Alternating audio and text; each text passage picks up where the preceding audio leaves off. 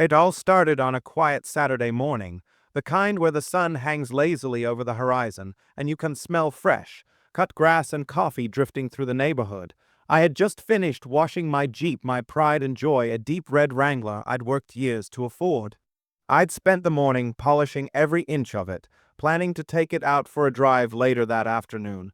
The air was calm, kids playing down the street, and I remember thinking, finally, a peaceful weekend.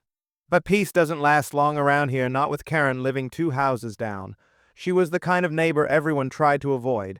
Entitled, loud, always convinced the world owed her something. I caught her once yelling at a delivery guy for parking in front of her house for too long. Still, I never expected her to go after my Jeep. I was inside making breakfast when I heard the sound of my Jeep's engine starting. My heart nearly stopped. That growl was unmistakable. My Jeep's modified exhaust wasn't quiet. I ran to the window, confused. There she was, Karen, blonde bob cut, oversized sunglasses, standing by the driver's door like she owned the thing. Her teenage daughter sat in the driver's seat, hands gripping the wheel awkwardly. My keys weren't even in the ignition. She must have had some sort of spare key or trick. I stormed out the door, adrenaline already pumping, shouting, "What the hell are you doing?" Karen turned to me, calm as ever, and said, "Oh, relax. It's just for a quick drive.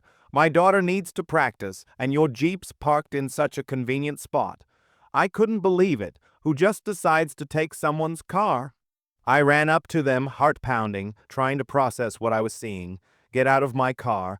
I yelled, gripping the door handle. Her daughter froze, wide-eyed, but Karen stepped between us like some kind of bodyguard. "You're being unreasonable," she snapped. "It's just a car. You shouldn't be so possessive." I could feel my jaw tightening. The neighborhood was starting to notice people poking their heads out from porches, whispering. One of my neighbors, Jeff, shouted, "Karen, what's going on?" She ignored him. I reached into my pocket, pretending to grab my phone, and said, "I'm calling the police." That's when she laughed, actually laughed, and said, "Oh, please, you really want to make a fool of yourself. My husband's brother works for the HOA. You'll regret that." Her smug grin made my blood boil. I wasn't backing down. I called anyway. My voice was shaking as I explained that someone was trying to steal my vehicle. Karen's smirk faded a little, but she still stood firm. "You can't prove anything," she hissed. She didn't even drive it yet. I didn't care. The sound of sirens in the distance was enough to make her start fidgeting. I could see the panic flicker in her eyes, but she didn't stop. "I'll tell them you gave her permission," she said quickly, trying to twist the story before the cops even arrived. I couldn't help but laugh, not because it was funny, but because it was insane. The nerve of this woman. She actually thought she could manipulate her way out of stealing a car right in front of me. When the 2 squad cars finally rolled up, lights flashing, the whole street went silent. Karen folded her arms, suddenly acting calm again, and whispered to her daughter, "Don't say a word. Let mommy handle this." The game was on. Part 2, the officers stepped out, hands resting on their belts, and one of them, Officer Daniels, recognized me right away. "Hey, you called about a vehicle theft." I nodded, pointing straight at Karen and her daughter. Karen instantly went into performance mode. "Officer, this man is making a scene over nothing," she said, her tone dripping with fake politeness. "He told my daughter she could practice driving, and now he's trying to embarrass us because he changed his mind." My jaw dropped. "That's a lie," I shot back. "They were trying to take my Jeep without permission. I caught them in the act." Daniels looked between us, his brow furrowed. "Do you have proof?" he asked. I pulled out my phone, showing him the security footage from my porch camera clear as day.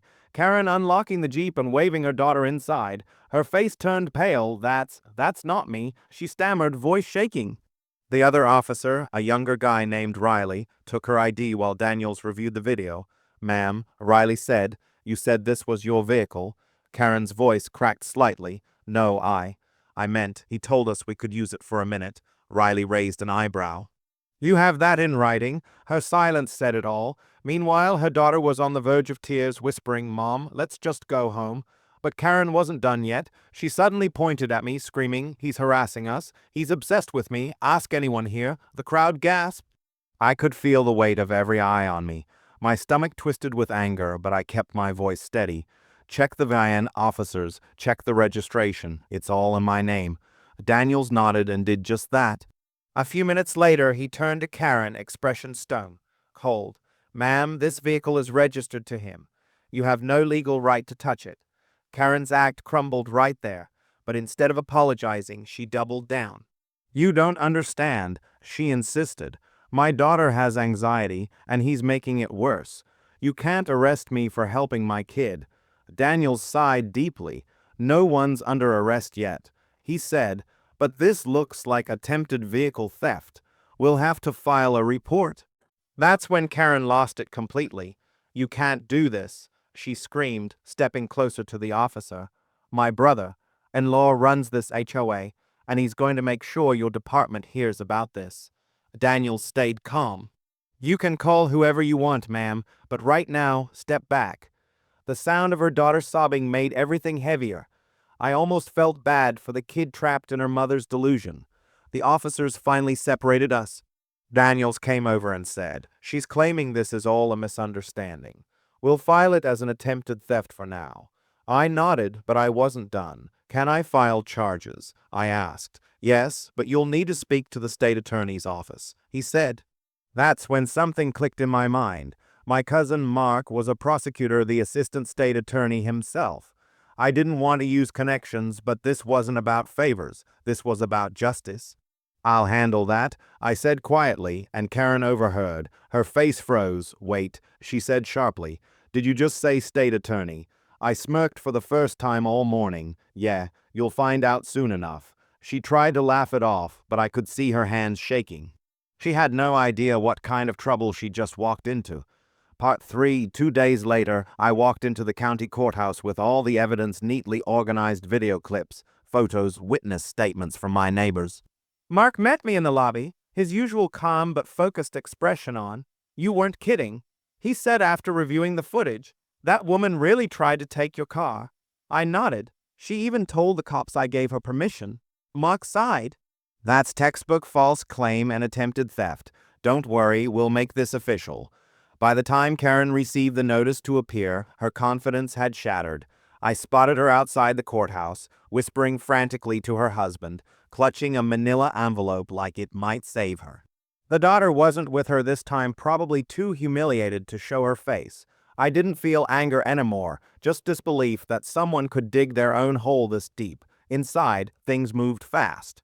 Karen tried to interrupt, claiming I'd entrapped her, that the car was publicly accessible. The judge wasn't having it. Ma'am, he said sternly, you were caught on camera attempting to take property that doesn't belong to you. There is nothing ambiguous here. Every word landed like a hammer. Mark handled the questioning, his tone sharp but professional. Did my client ever give you keys, permission, or written consent to operate his vehicle? Karen hesitated, fidgeting with her bracelet. No, but he's always been rude to me, she muttered. The courtroom went silent. The judge leaned forward. That's not an excuse. Her husband buried his face in his hands. I could almost hear the walls of her pride collapsing.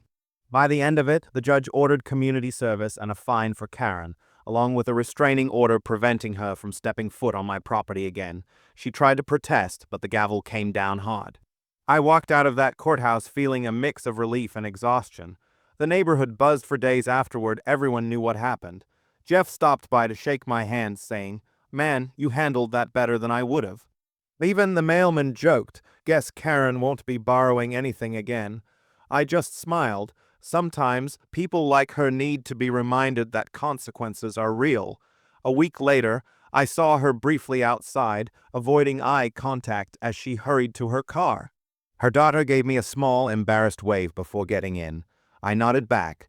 I didn't hold it against the kid. She'd learned her lesson too. As I watched them drive off, I thought about how fast everything can spiral when entitlement meets the wrong person's patience. That Jeep still sits in my driveway, shining bright under the sun, and every time I start the engine, I remember the sound that started it all and the day Karen learned what happens when you mess with the wrong neighbor.